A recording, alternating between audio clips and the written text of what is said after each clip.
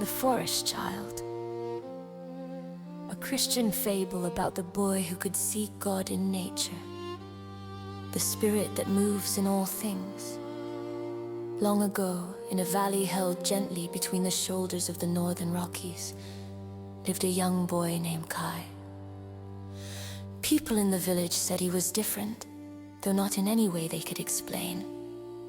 Kai noticed things others hurried past, shimmering truths hidden beneath leaves, stories in the wind, and a radiant stillness behind everything alive. He was known by a simple, whispered name: the Forest Child. Part 1. The Eyes to See. When Kai was very young, his mother once found him kneeling by a lone wildflower blooming beside a stone. "What do you see, sweetheart?" she asked. "The breath of God," Kai answered. "It shines inside the petals." His mother pressed a hand to her heart, for something holy stirred in his words. Part 2. The Whispering Pines. Each morning Kai wandered into the forest. The villagers worried, but Kai never seemed lost. The trees guided him. He believed what scripture said, that all creation declares the glory of God.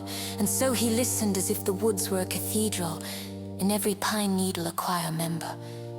One day, deep in the timber, a storm rolled and the wind roared, snapping branches and bending trunks. Yet Kai did not run, he stood still, wide-eyed, feeling the power swirling around him. A warm voice rose inside him, saying, "Do not fear, my child, I am in the wind, and I am in the calm."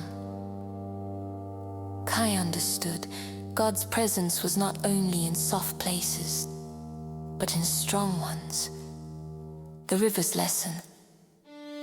When the weather cleared, Kai followed the river downstream. The water rushed over stones, laughing and leaping. Kai sat beside it, dipping his fingers into the icy flow. "Teach me," he whispered. The river bubbled in reply. "As I carve a way through mountains, so God carves a way through hearts."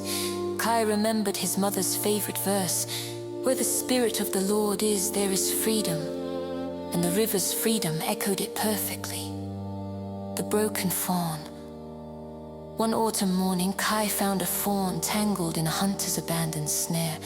It trembled with fear and pain. The forest child knelt and prayed, "Lord, let your spirit move through me. Let your mercy be my hands." Gently loosening the rope, he freed the trembling creature. It limped at first, then found its balance. Before bounding away, it paused as if offering thanks. Kai felt the smile of God warming the clearing. For mercy, he realized, was another way creation revealed the heart of the Father. The village awakened, seasons passed, and the villagers noticed Kai's peace. How he walked without hurry, listened without distraction, and loved without hesitation. One day they followed him into the forest, curious. Kai pointed to the sunlight blazing through the spruce tops and said, "God is not far away. He is the spirit that moves in all things, in the trees that lift their arms, in the rivers that sing his praise, in every creature he watches over, and in every heart willing to see him." The villagers stood silent, for suddenly the forest felt alive with presence. The fable's truth. Years later, when Kai was grown, the valley children asked how he learned to see God so clearly. Kai smiled and said, "I simply believed what Jesus taught, that the Father is always working, always near. Creation is his handwriting.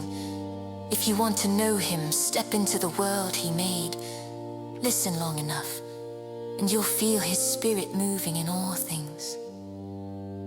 And so the villagers passed down the tale until every child in the valley knew the story of the boy who saw God everywhere because he looked with love.